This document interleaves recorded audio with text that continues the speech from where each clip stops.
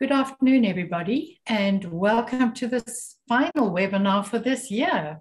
We'll quickly go through our webinar rules, and the first is that all questions will be answered at the end of the talks. The panel will be there to answer your questions. You can use the chat button to access chat, or you can access chat with the Alt-H keys. And then to remind you that this webinar is being recorded and will be available later on the Retina South Africa YouTube channel. And that is at www.retinasa.org.za. Find the main heading Learn, scroll down to Webinars, and there you'll find not only this webinar next week, but all the webinars that we have done to date. And then just a quick reminder about Retina South Africa.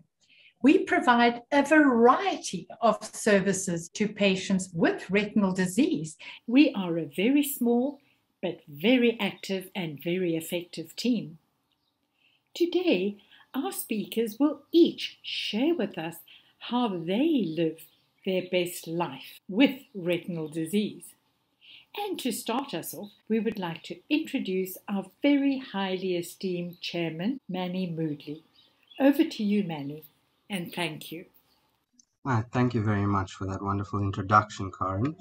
Much appreciated. All right, so as Karen mentioned, we are here today for the Living My Best Life with Retinal Disease webinar. We are coming to you today a day after International Day for Persons with Disabilities, which takes place on the 3rd of December each year. And this day is to highlight the challenges faced by persons with disabilities and call on society as a whole to make changes to become more inclusive and accessible. The theme of this year's International Day was around the participation of persons with disabilities through inclusivity and accessibility, which ties in to a lot of the speakers today and will show how they live their lives in an inclusive way with the help of accessible technology. Now, our topic is living your best life. Now, what does that actually mean, to live your best life? You'll find a lot of different definitions and descriptions of the term if you look online. And one description that I particularly like is where living your best life is said to be living a life where your level of self-awareness and a personal growth is heightened, or you continuously try and increase your level of self-awareness and personal growth so that you can become more in tune with and hone your interests, your talents, and your passion. So I think it's very important. It can mean very different things for different people. But I think the underlying aspect of it is that one needs to try and figure out what your talents are and what your passion and purpose in life are, and to try and engage and bring that to life as much as one can. So we have a host of different speakers today who will be talking to us on this topic and how they live their best lives with a retinal disorder. Before we get into our speakers, I just wanted to talk briefly about my own experience and my view on living your best life. So I am visually impaired myself with macular degeneration, a juvenile form known by the name of Stargardt's dystrophy. And I was affected at a very young age, around 8 or 9 years old. And I was still at primary school at this time. And it was quite a devastating thing to go through at that point, not really knowing too much about the condition and not knowing how I would cope in my schooling life ahead. My mother was a teacher for many years, and she was very much a proponent for inclusive education and inclusivity in general. And she was the driving force behind me continuing in mainstream school. And this continued through primary, high school, and tertiary education. So I did struggle whilst in primary school and high school. And it was a bit of a battle along the way, dealing with the Department of Education, dealing with the schools, dealing with all the factors that face a visually impaired learner. At the time when I was at school, there weren't any other visually impaired students at my school, so it was new for the school as well. So we had a bit of an uphill battle with the Department of Education, and the school was very accommodating, to be fair, and they just needed some guidance. And that's where Retina South Africa stepped in, and the Eastern Cape branch stepped in and really assisted quite a bit, and also had a lot of assistance from the Nkosinathi Foundation in the Eastern Cape as well. Through all of this, I managed to complete my matric and matriculated in 2005 and went on to university. Now, all the while, this notion of human rights and fighting for one's right to inclusive education was being instilled in me and forming part of my growth and my development. So it became a very clear concept in my mind of inclusivity and equality. So all of those aspects in my early schooling years developed that notion of equality and human rights, and then focused me in that line. And I then decided to study law at university. And now my uncle is a lawyer, and he has had a profound impact on my life and development as well. And I always remember what he achieved and all the people that he helped through practice of the law. So in my mind, the law being a tool to help others and to achieve equality and human rights for all is what I focused on when making my decision to study law. When I was at university, it was again quite an uphill battle, because at that time, while there was a disability unit in place, there were no resources or accessible computer labs and assistive devices available on campus for those of us who were visually impaired to make use of. So it fell on us as the students and the disability unit to actually drive this forward and drive this notion of inclusivity and accessibility forward at the university, which we successfully did. And by the time I was in my second, going on to third year at university, we had a fully fledged resource center, which was accessible to all students with disabilities. And for me, that really struck a chord. And I figured out that is, my passion, to try and assist others in whatever way possible, and especially to assist those persons with disabilities within the disability sector. So that was my personal growth and development, which helped me along my journey. And after university, I got more involved with the disability sector as a whole. I got admitted as an attorney of the High Court and started practicing in Cape Town.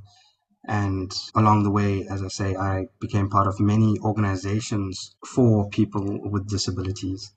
And this includes Retina South Africa, the National Council for the Blind, and various other organizations along the way. As time went on, I diversified even further, and I've become involved with other organizations such as Cape Town Society for the Blind and the Carl du Toit Foundation, which focuses on hearing loss. I now am also involved with the Universal Accessibility Hub, which focuses on all forms of disability. So for me, living my best life was definitely focused around helping persons with disability in some way. And through my study of the law and focus on aspects of human rights and equality, I try to bring that to everything that I do within the disability sector. I am lucky enough to be involved with all these great organizations. Retina South Africa is one of the organizations I've been involved with for the longest time. And I think I became a member when I was around age 12, which was a long time ago. And since then, within the organization. And we try and do our utmost to help people with various aspects of their vision loss. And these webinars are another newer platform that we've brought forward, a newer medium whereby we try and educate and inform people and raise awareness of of these conditions. So for me, I do feel that all of this work in the disability sector has really allowed me to live my best life. And I'm very grateful to everyone who has enabled that along the way. And that is a brief insight into my life where I think I am living my best life. Without further ado, I think it's now time for me to move on to our next speaker for the day, Mr. Anton van Rooyen, who is a long-standing member of the Retina Management Committee. He is one of the longest-serving members on Retina SA.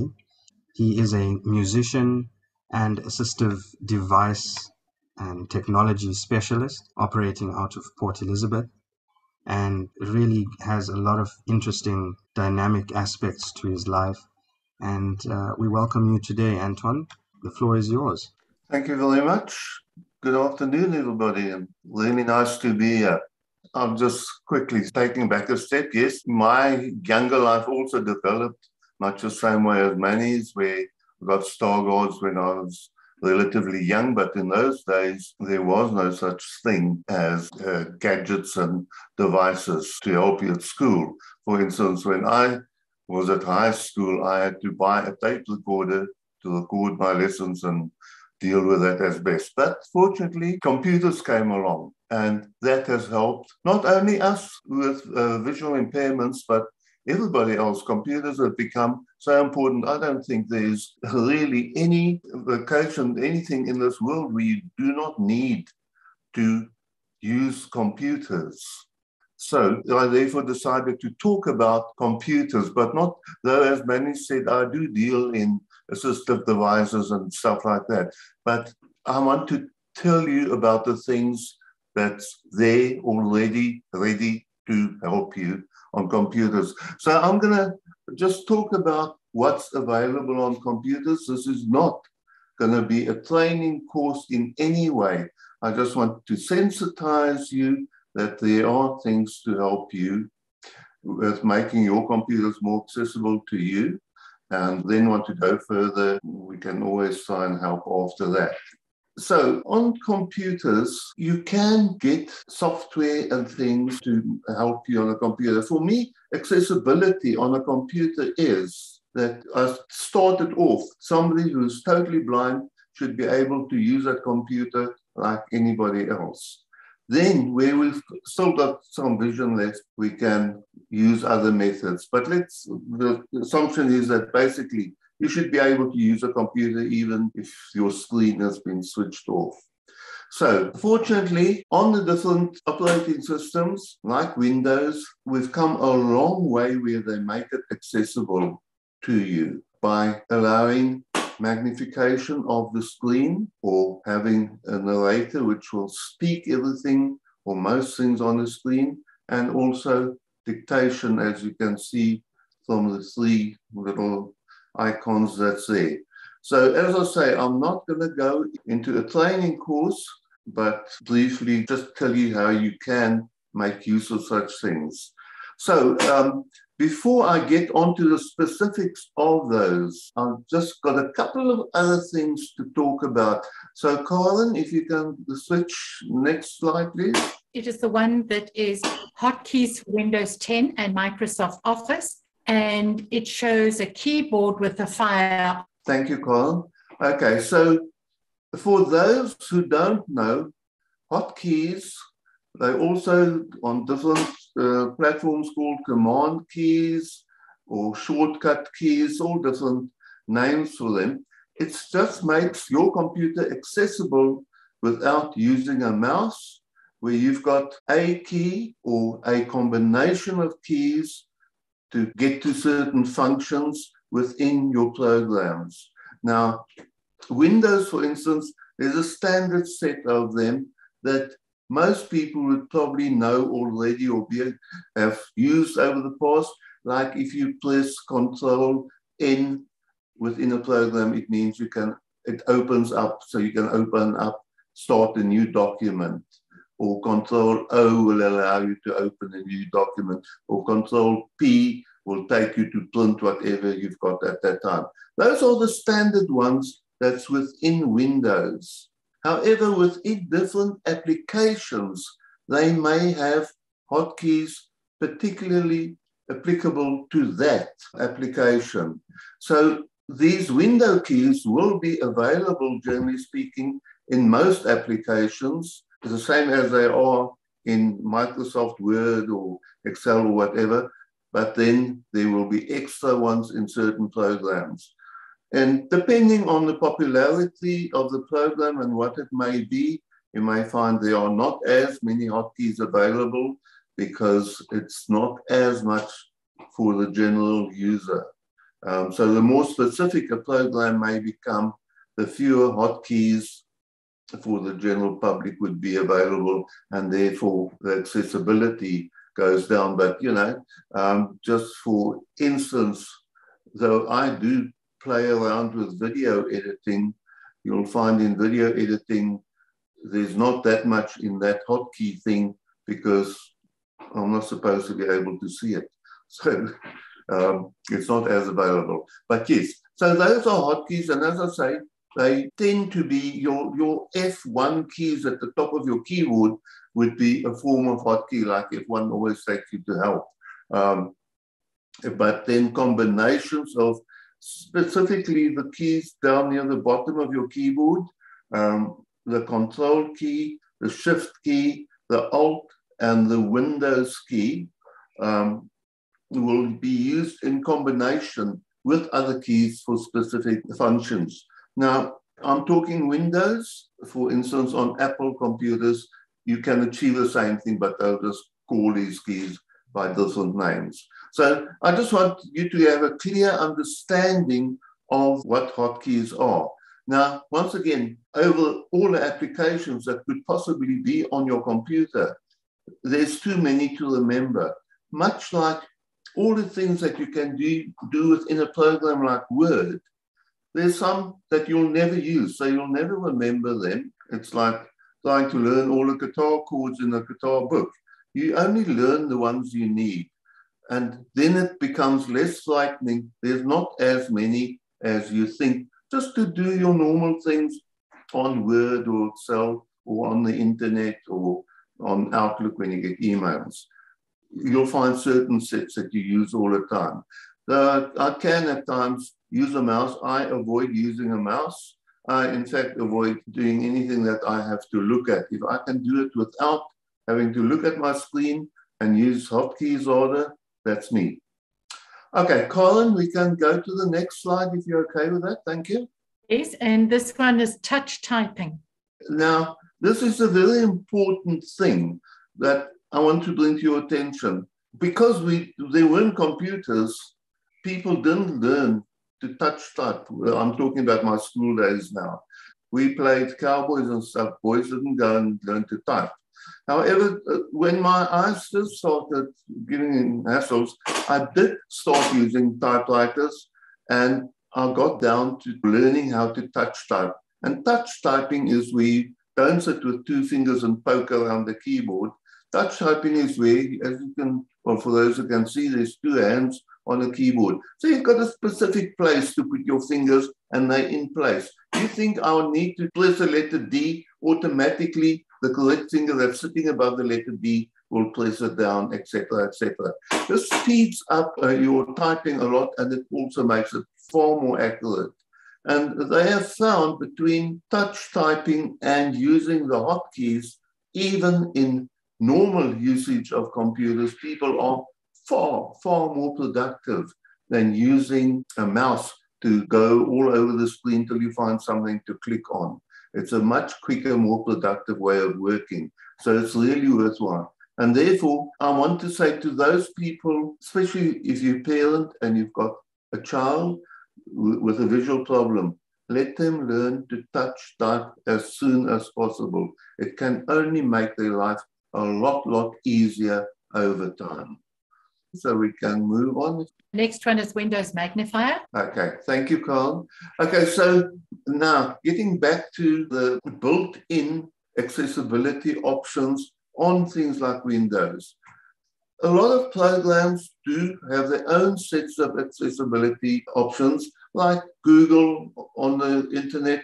they'll have accessibility hotkeys that helps you to get around there. Windows will have them. Zoom has certain hotkeys that you can find your way without having to use a mouse. Now, Windows gives you this magnifier, which is available on Windows 10 at least, and I'm sure on 11. And that is a free thing. You don't have to go and buy it. Yes, you can buy applications that will magnify and screen reading programs that you can buy. And they are obviously, they've got more functions than the freebie ones, but they also cost money. And it means that, especially for people, let's say you've been working all your life and suddenly at the age of 50 or 55, you've always worked on computers, but suddenly you notice you don't see so well anymore, and they might tell you you've got macular degeneration or something, and your eyesight will deteriorate, and suddenly you are lost because you can't see on your computer anymore. Now you've got to make a decision: do I go and buy something, or can I find my way around? Do I have the money available? That kind of thing. Now, as I say, I'm not knocking the software, screen readers, and magnifiers that's available. They're certainly great, and they've got great functions. A magnifier like this one helps you. You can get along, you can use your computer. If you want to get fancier, then it's your choice to go and purchase higher grade programs. But okay, so the Windows magnifier, it's quite simple. To get into it, you purely hold down the Windows key.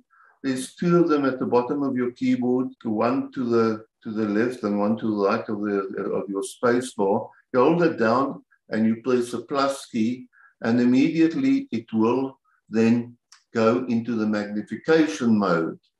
Colin, if you can move to the next slide, please. This is setting up and using magnifier.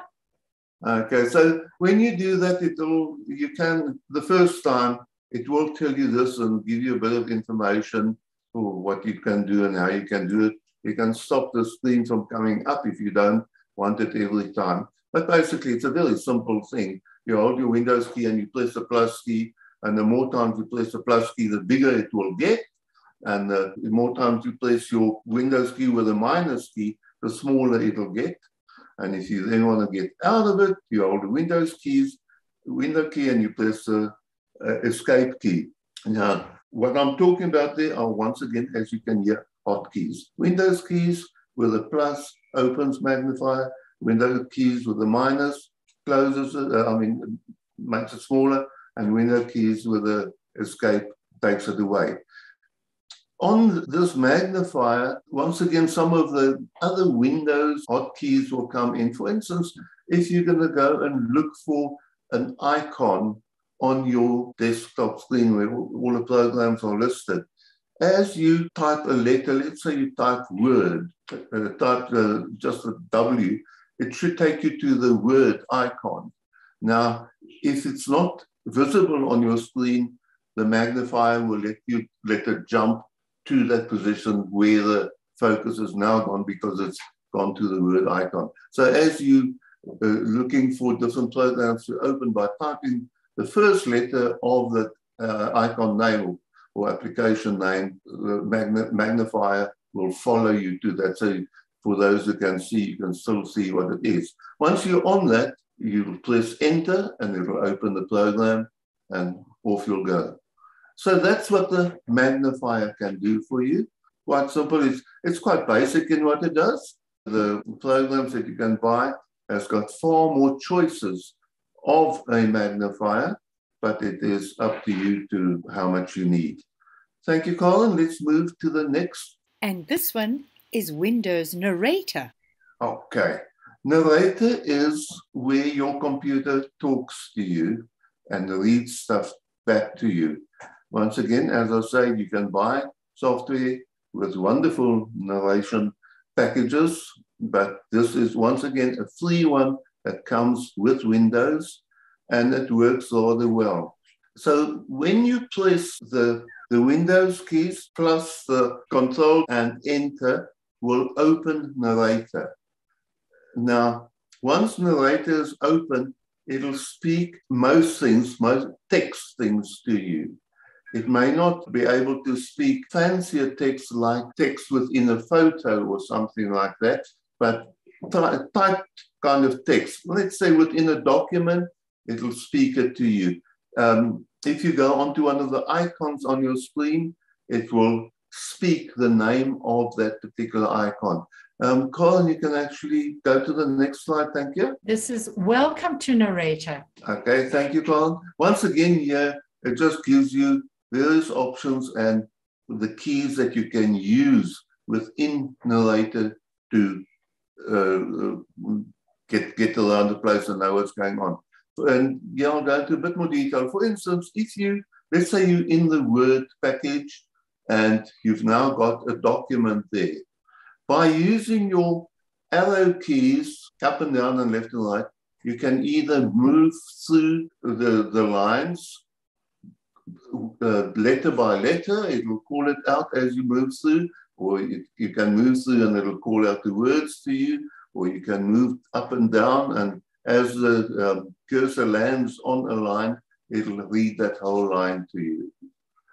Further than that, if you typing within a document like Word or an email or whatever, as you type, as you hit a key on your computer, it will tell you the key that you're hitting, let's say the letter A, or let's say H and E and L and L and O.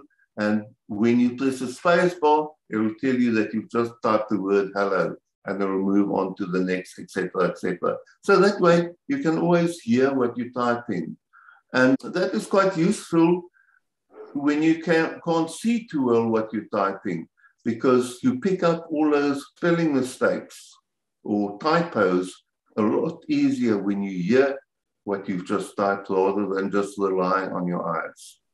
So that is your narrator. And once again, you can exit narrator in the same way by holding the Windows key, Control plus the Enter key, and that will then close your narrator. It really does a lot. Narrator will virtually, as I say, wherever there's text, whether it's on the internet, whether it's an email, whatever, if it's a menu, it will read the menu. If you, for instance, there are hotkeys where you can open menus within programs. For instance, a common one is holding Alt and pressing the F key. Now that opens the generally files menu in a program. If you then use your down arrow keys, you can go through all the different sub elements in that menu. And as you're moving down with the arrow key, narrator will tell you what you're on. And if, let's say, you wanted to save a document and you get down to S, it will say save, and you press enter, and it'll take you through the procedure of saving that particular document. So that's narrator, another freebie one within Windows, and very, very usable. Thank you, Colin. And we're going to go on to the last bit of this next slide. This one is Windows dictation. In Microsoft Office or Outlook, press Alt and the accent key. As Colin just read out there, this is a dictation. They also call it voice typing, and this is more part of Microsoft Office, but it's certainly very useful, where you can, when you're creating a document or an email, you can actually speak.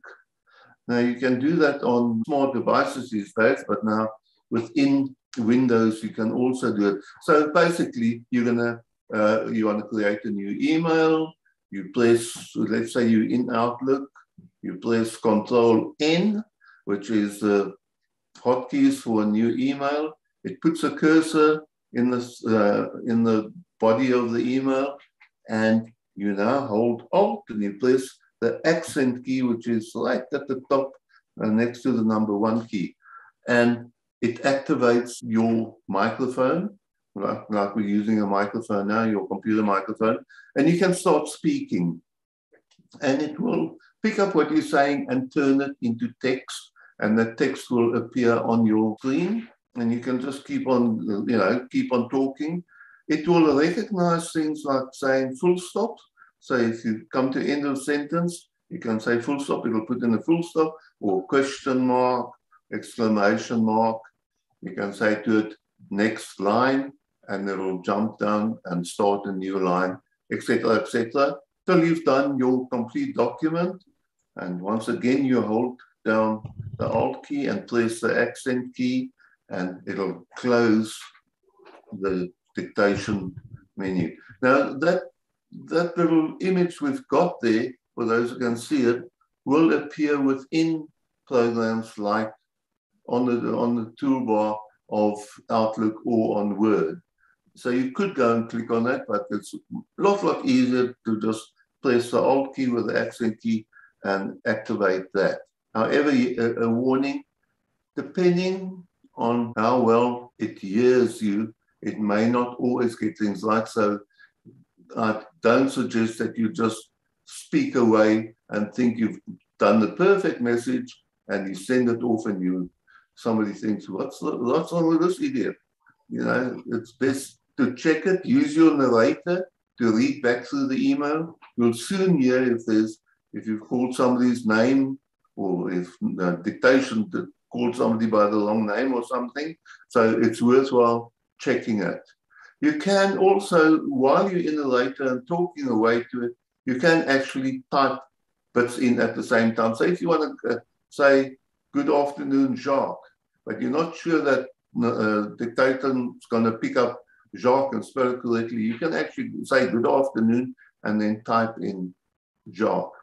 The other thing you have to be careful, must be careful, if your wife walks in while you're busy talking and she starts going off at you because you're supposed to be cutting the lawn, please remember that's also going to be included in your message. So best is to quickly switch off there. That's basically it. So as I said, this was not here to train you how to use those things. You are welcome to contact me. You can do it via Retina contact details, and if I can help anybody with any of this stuff, I'm ready and available to do so anytime. And that's me. Thank you very much, everybody, and I hope you have a great festive season and a good afternoon. Thank you. Thank you, Anton, for that enlightening presentation. Yeah, I think it's wonderful what you raised, and touched on just a couple of these aspects which are inherent within Windows specifically at the moment. And I think it's great, that companies are incorporating accessibility tools within their software. And I mean, it goes across the board to cell phones and other software as well, which is incorporating bits and pieces of accessibility technology here and there. It's really making things a lot more accessible, which is improving the way that visually impaired and blind people engage with others on a social basis and in terms of work and school. So it's excellent stuff. Yeah, thank you for that presentation. My pleasure. All right. Now we are moving on to our second speaker for today, and that is Alani Ferreira, who is a youth member on the Retina South Africa Management Committee, and she is a Paralympic swimmer, and she is just recently returned from the Tokyo Paralympic Games, which were just recently held. And she's literally just got out of the pool, just out of the water at the moment, and she's coming into this presentation. So thank you very much, Alani, for being here with us today. And yeah, we're very excited to hear about how you have been living your best life. Thank you so much, Manny. Yeah, sorry, I'm busy in the car now, driving back home from Durban, and there's some nasty weather. So I apologize if there is some background noise. But hello, everyone. I hope everyone is ready for the holidays. I know I am. But yeah, as Manny said, I am Alani, and I am a swimmer, and I also do quite a few other things that keeps me going. Yeah, I think you guys might be able to tell from my situation now that I'm quite a busybody. But I started living my best life with an IRD when I was 12 and I was diagnosed with Stargardt's. It was quite a tricky situation. We didn't quite know what my future would hold. We didn't know, would I still be able to go to a mainstream school? You know, would you still be able to live a full life? And if I knew that my life would be as it is now, I think I would have maybe taken the news a little bit better. But at the time, I was, as I said, 12. I was loving playing tennis, and I definitely didn't expect to lose my vision. So I retired from swimming, from tennis, if I could even say that. And then I started swimming again, just to help with the stress relief of being visually impaired. And it somehow became a fantastic life forward for me. And I went to a fantastic mainstream school, Epworth High School. So I was lucky enough to matriculate. And in my matric year, I also decided to try and get to the Paralympic Games, which was Rio. And lucky enough, I did qualify and I was selected on the team. So it was my first time that I was representing South Africa. And I can honestly say it was an amazing experience.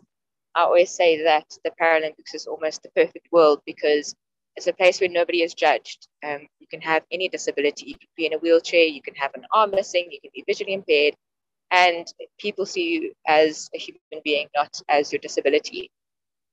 And then I have been busy with my BCom in business management. And while I was busy with that, I decided to chase on for Tokyo 2020.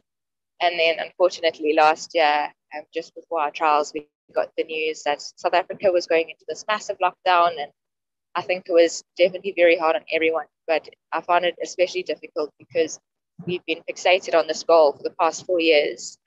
It's not just a week of training. It's 4 years that you've been preparing for this. And then it was, oh my goodness, what's going on? But as we do with our visual impairments, we make a plan. And we tried to train in the pool in the back garden. We tried to do our gym work. And then as soon as we could, a few months later, we got back in the water and got straight back into it. And then the race was on to try to get to Tokyo again. And it was definitely not an easy one. My body was very confused. I was like, why is this person in water again? But I loved being back. And then, thank goodness, in April, I was able to qualify. And then it was a wait to see who was on the team. And I was very blessed to be part of the SA team once again in Tokyo. As you can see, the photo there is me sitting on the pool deck, and then the diving pool's in the background. And it was an amazing experience. I didn't quite swim the times I was hoping for, but I definitely had a fantastic time being a little bit older and more experienced, knowing what I was doing. And I think it just shows that if you do what you are passionate about and what you love, you can definitely achieve some amazing things, even though you have an IRD. It shouldn't stop you from being the person you want to be. And currently, I'm still busy swimming. And I'm also busy with my honors in business management. We'll go on to the next slide. And then I was lucky enough to, there's the lovely SA flag in the village with our fantastic uniforms that we got with our veldskoen. Team SA absolutely loved that. But I was lucky enough, literally the day after I landed in South Africa, I got my fantastic companion, who is my guide dog, Gatsby. And I kid you not, one of the first things that came out of my mouth after I was diagnosed was, when can I get a guide dog? I've always loved dogs, and it was a dream of mine to get my dog. And I finally got him now. And we are adventuring through life and having the best time. There he is. We at the beach, and he's busy holding my hands. So we are going to adventure through life and make even more of what we already have. I would just like to really highlight that just because we have an IRD doesn't mean you have to stop living life. There are so many ways, just like Anton showed us, that you can overcome small things, small hurdles. I know it's not always easy. It's not always easy for me either, but we definitely make a plan and we make it work. Thank you, Alani, for that inspiring presentation.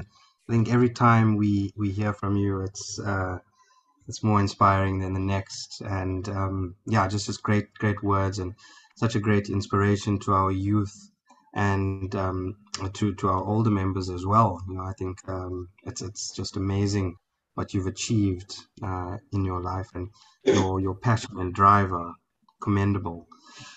So thanks again, and yeah, we will definitely be posting this video up on our YouTube, as Karen mentioned, so that it can be shared and hopefully inspire others as well.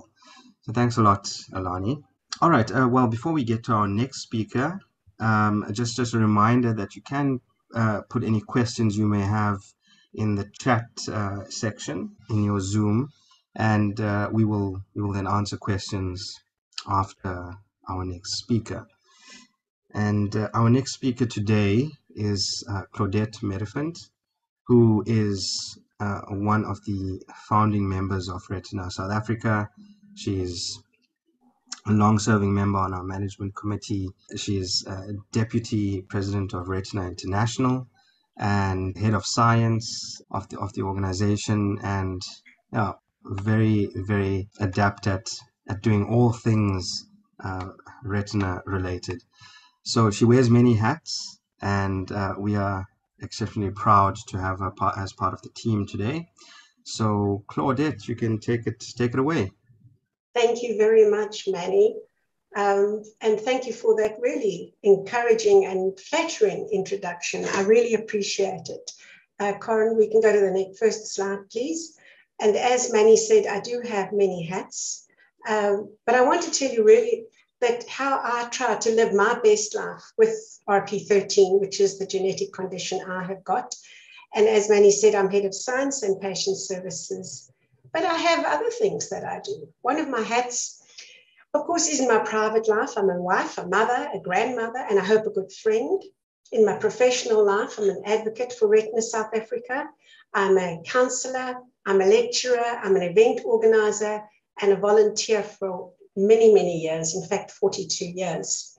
In my healthy life, I'm a yoga teacher, I'm a meditator, and a health coach. And for fun, when I have time, I'm an artist and a traveler. Thanks, Karen. So let me just tell you about my personal life. I was for those of you who can't see the picture, on the left, you'll see a very bewildered little big-eyed girl about 6, and that's more or less when I was diagnosed with retinitis pigmentosa. The picture on the right shows my family, my immediate family. And you know, because I have dominant RP, it's a multi-generational thing. You usually have people in the family that have the condition. So dealing with vision loss is never easy for anybody. But for us, it was the fear of the unknown was actually taken away, because we actually saw people of different generations at different stages of vision loss. And in fact, in this picture of my immediate family of 16, 6 of us actually had RP, and that encompassed 3 different generations. Thank you, Karen. So what I also do is I am, as Manny said, I'm head of science, and I was fortunate right from the beginning to actually represent Retina in South Africa at many international seminars and conferences. And I was very privileged at my first Retina International Conference in 1984 to meet Professor Shomi Bhattacharya, who was the researcher who identified the very first gene linked to RP, and that was X-linked RP. And then I was fortunate enough in 2018 to meet the most amazing person, Professor Jean Bennett, who of course developed the first gene therapy for RD, which is Luxturna therapy, for the RPE65 form of LCA and RP. And she's the most humble and delightful person that you could ever meet. Next slide, please. So I also have been on television, I've lectured, but I must tell you some of the most rewarding times in my life has actually been when I'm working with staff. Like here, I've got a picture with the staff at the national office. And of course, working with patients has been my delight if I can actually help one family. And sometimes that just makes my day. So thank you for being so receptive to the help that I've been able to offer. My mantra has been, give thanks each day for every blessing, and especially for the lessons. I teach my yoga students that with empathy, mindfulness, gratitude, and detachment, we can make sense of pain and suffering that everybody has in their life. For patients and parents, I try to give them the message of hope and inspiration, and to tell them, don't let your disease define your life. And you've been hearing that this afternoon with all these speakers who said have actually gone beyond their disease and defined their life by their talents. Next slide, please, Karen. As a traveler, I've been very fortunate. You can't see the slide. On the left, I'm standing with my travel buddies at one of those amazing, magnificent pillars in the Temple of Karnak in Egypt. And on the right, I'm with my favorite buddy, which is Michelle, at the Taj Mahal in India. And I have visited over 40 countries and been amazed at the world around us. And I'm so glad I had enough vision to see it when I did. Next slide, please. So as an artist, I have interpreted Picasso, not very well, I suppose, but certainly for me, great fun. And on the right, I actually have a series of paintings. These are done in watercolors that I call my vision quest. And if you can see there's probably a very scantily clad, in fact, she's got no clothing on, lady in the middle who's only got half a head. And that denotes my inability to see. And I've done this person in various settings. And this one is standing out in a crowd. And of course, if you were semi-clad in a crowd, you would stand out. So thank you. Next slide, please. I want you to encourage you to find your path.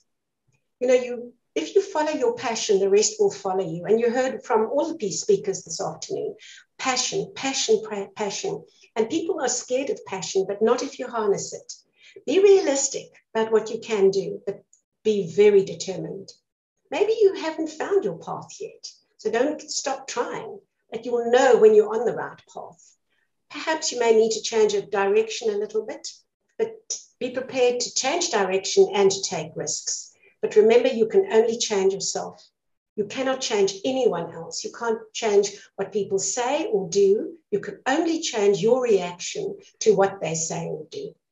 And if you have power and skills, you have to share them, because that is really how we achieve mortality. Next slide, please. Immortality, sorry. Become a champion. Learn everything about your passion. Learn your computer skills, touch typing, assistive technology. And Anton took us through. And for me, even, I always learn from Anton. So thank you very much. I'm now going to take up a touch typing course and perhaps get rid of all my typos. Apps and devices. You need to enhance your skills and make life easier for yourself. Learn speaking skills. You can learn to speak in public, and you're going to need to. Learn money management. Money is very important for us. Cultivate patience, flexibility, tenacity, gratitude, honesty, compassion, humility, loyalty, stress management. Of course, I suggest yoga, but breathing techniques or meditation will do as well. Cultivate a healthy lifestyle. It helps your vision and how you handle stress. And of course, a sense of humor, and learn to laugh at yourself. Next slide, please. How do I cope? Well, I have wonderful family and friends, and I never take them for granted. I monitor my environment wherever I can. I change what I have to change, or just learn to monitor my behavior in that environment. I have a symbol cane, and I really want to tell you that is liberating. If you don't have at least a symbol cane or a long cane, try it. It will free you. I Uber wherever I have to. I'm not shy to ask for help. If I travel long distances, I always arrange for assistance. I have a wonderful low vision therapist, and I use all the apps and devices that I need to make sure I can cope with my day. Next slide, please.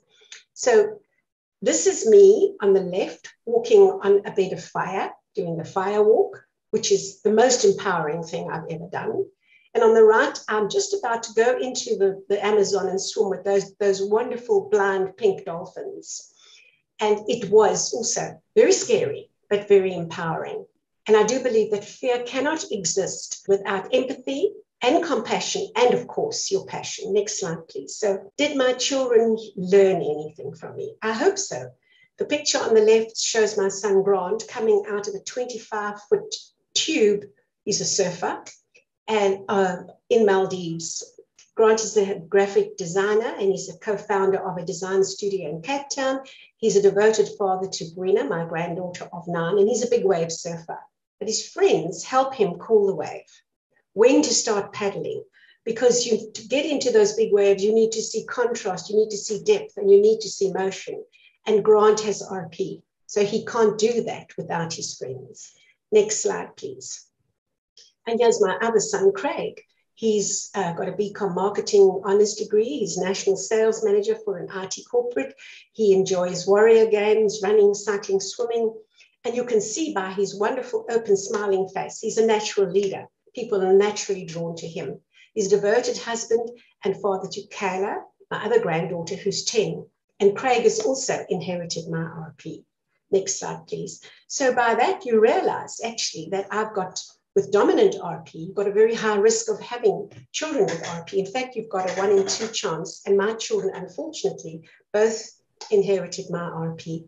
But thanks to the power of genetics, we know our gene, and we could have our granddaughters tested at a very early age. And you know, I believe in karma, whether you think of it as karma or what the Bible says, you reap what you sow, or for the Newtonian physics, for every action, there's an equal and opposite reaction. Somehow the universe has looked after us, and these 2 children have been tested, and they have not inherited my gene and our RP. Next slide, please. So finally, I would like to tell you, please try and ignite your spark. It's up to you. My dad, from whom I inherited my RP, said, dream big. My mom said, hard work makes dreams come true. So please try and overcome your perceived limitations. It's not easy, but you can do it. Practice compassion and start with yourself. Be totally honest with yourself. Choose your reality, and no one is perfect, not even me. Next slide, please. So the real last word goes to Winnie the Pooh, who said, you're braver than you believe, stronger than you seem, and smarter than you think. Thank you very much. Thank you, Claudette, for that wonderful presentation. Yeah, I think it encompassed everything that we are talking about today. You know, it's living your best life is a very subjective thing, and it's all about finding your passion and putting in the hard work and the hard yards to achieve that passion of yours and make that the central part of your life if possible. Thank you for that very enlightening speech. And I think every time, you know, I've known Claudette for many years, and every time I hear about everything that she's done and achieved, it's just more and more inspiring each time. So yeah, definitely please send through any questions you may have. And yeah, now it is time for questions. We will be taking some questions through the chat section of Zoom, or if you have other questions, you can email or contact our officers, and we will pass them on to the relevant speakers and try and get back to you as quickly as possible. Karen, are there any questions that we have received today on the chat section? There was just one that might have confused other people as well. Somebody just wanted to know about what IRD meant. Yeah, I did answer that on the chat. Yes, as I said, it could have confused other people as well.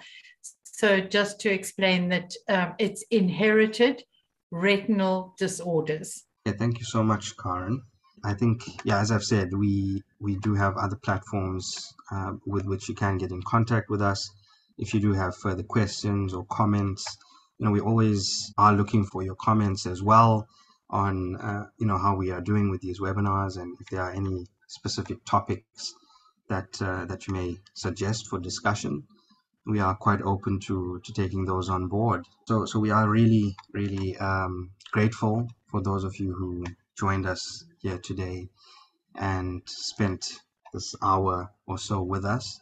And we hope that it was informative, inspiring, and gives you something to think about and maybe incorporate into your lives. I must draw your attention now to our website, www.retinasa.org.za, where you can find all of our information, contact details, as well as a link to our YouTube page where we post all of our webinars and other videos. You can also just search on YouTube for Retina South Africa and our page should come up. And you can find various videos there, ranging from inspirational to educational, and everything in between. Yeah, further to that, you can check out our Facebook page, and just search for us on Facebook, Retina South Africa, A Cure in Sight, and you can keep up to date with all our latest activities, events, and news. May I please just remind people, Yes. tell them that our Facebook has recently had a big upgrade, an accessibility. Our website, yeah. Our website, yeah.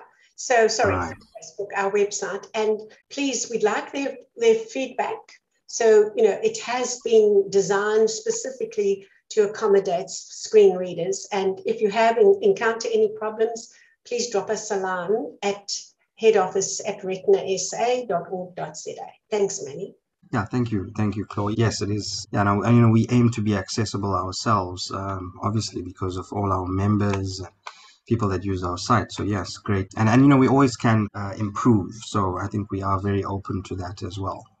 We need everyone's help, and we need every family with a retinal condition to register with us at Retina South Africa, because it's only through working together that we will cure retinal blindness. So please get in contact with us if you know of anyone with a retinal condition. We are a non-profit organization, and we do rely on donations and support of the public to do all of the work that we so lovingly do. And we are a member of the My School, My Planet program, which is active at Woolworths and NGen and other participating stores. So if you register, if you go to the My School, My Planet website, and you can register for a My School card, and you can nominate up to 3 beneficiaries on that card. And when you do shop at one of the participating stores, the store will donate something towards Retina South Africa at no cost to yourselves. So it really does help. Every cent counts. Yeah, we are very grateful if you are already a member. And if not, please get on board, register, and get some family members to register as well. I think that brings us to the end of this webinar. I hope that it was informative and that you guys enjoyed it. And I'd like to take this opportunity to thank everyone involved in this webinar, all the panelists, speakers, everyone behind the scenes that got this webinar off the ground, the Retina South Africa team, most importantly, all our guests, viewers, and all of you that will watch this webinar from wherever it may be. Thank you for supporting us, and we encourage you to get in contact with us and support further. Thank you very much, everyone, and have a great weekend further.